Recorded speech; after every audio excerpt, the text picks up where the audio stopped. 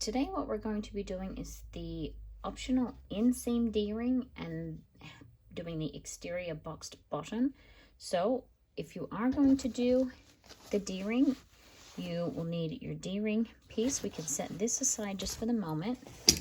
So take your piece of fabric that you have for doing your D-ring and the D-ring itself.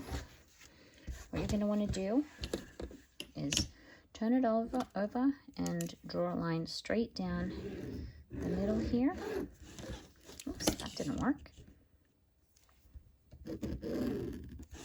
Now what you're going to want to do is fold your piece into that center line, and then you're going to press it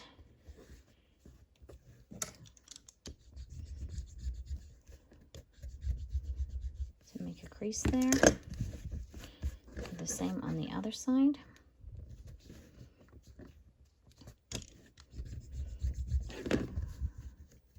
I then like to take some double-sided tape and put it down the middle there.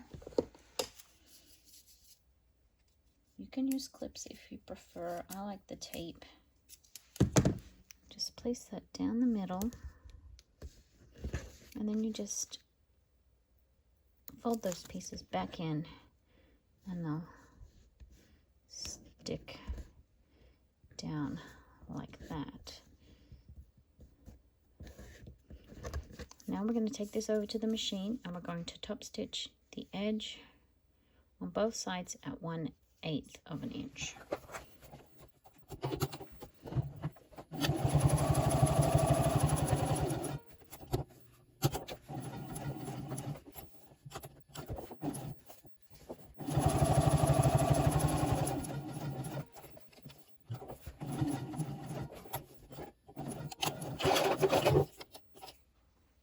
Now that that is top stitched, it's ready to be installed. You're going to need your pouch back here. I like to put my wrist straps on the end where the zipper opens from so that you can hold it and pull that, but you can do it however you prefer. So you're going to want to take your D-ring connector piece and your D-ring itself and slide it on here. This piece is a lot longer than it needs to be for an inseam D-ring, but it's this way because I just wanted to give you the same measurements that you would use if you were doing the rivet installation too. So you can make it a little bit smaller than that. So you're going to want to take this piece. You can stitch next to your D-ring here if you want to. You don't have to. It just means it will slide around a little less. You can choose where you want to put it, what height you want to put it. I like to put it about 1/2 inch from the zipper here. And then about 1 inch or so, maybe a little less here. We're going to be using 1/4 inch seam allowance, so you could slide it in a little bit more. I like to not hang out too much. And then you're going to take it over to your machine, and you're just going to sew along the edge there. So let's do that. So making sure that your lining is out of the way, and so you're just sewing through your exterior. You're going to sew about 1/8 of an inch to keep these stitches inside your seam allowance, and you just want to go over this connector a couple of times back and forth just to secure it in place there. And then you will sew it in again when you sew your side seams. So this is how we're looking at this point. If you've put an inseam D-ring in, you're going to want to just trim the excess that's hanging over here. The other thing that you're going to want to do that I should have said before is trim the excess of your zipper. So I've trimmed these little bits off that were hanging off the edge there. So you can just trim those too. The next thing that we're going to do is to box our bottom seams. So to do that, you want to line up your exterior pieces along the bottom here, and you want to clip it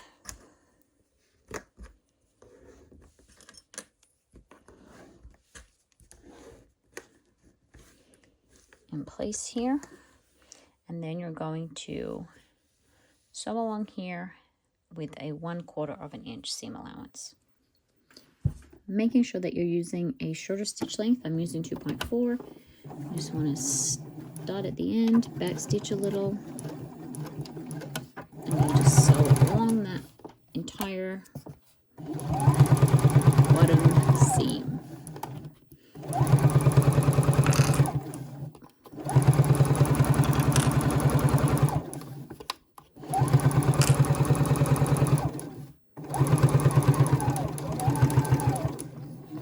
And then back stitch again at the other end.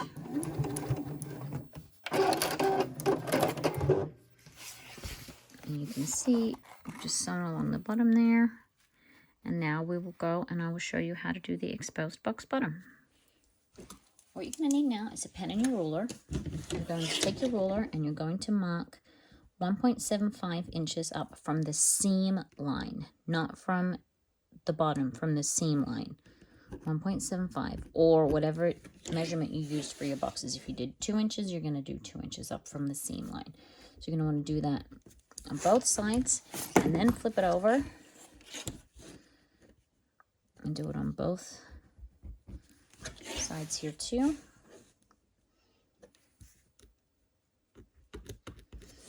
Okay, so now what you're going to want to do is grab your pins or clips, whatever it is that you like to use. I'm just going to trim some of those threads. Now we need to take the bottom here and we need to fold it up on itself. So you fold it up until you get to the mark that you made, and then you want to crease that there. And then here too. Now this is going to end up folding the other way, so you don't want to press it necessarily with your iron, but you just want it enough so that you can see where you're going to be lining them up. So I take a clip here and I put it up right near the seam, and again on the other side. And then you want to fold this back on itself until you get to the line on the other side, and you want to line those two little marks up there.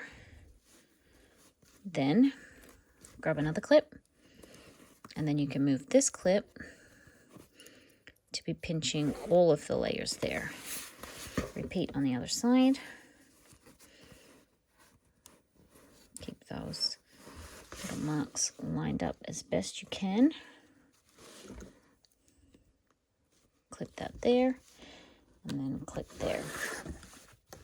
And then what we do is we sew up here. We'll do that when we sew the side seams. So when we sew the side seams, we're going to sew both of these sides.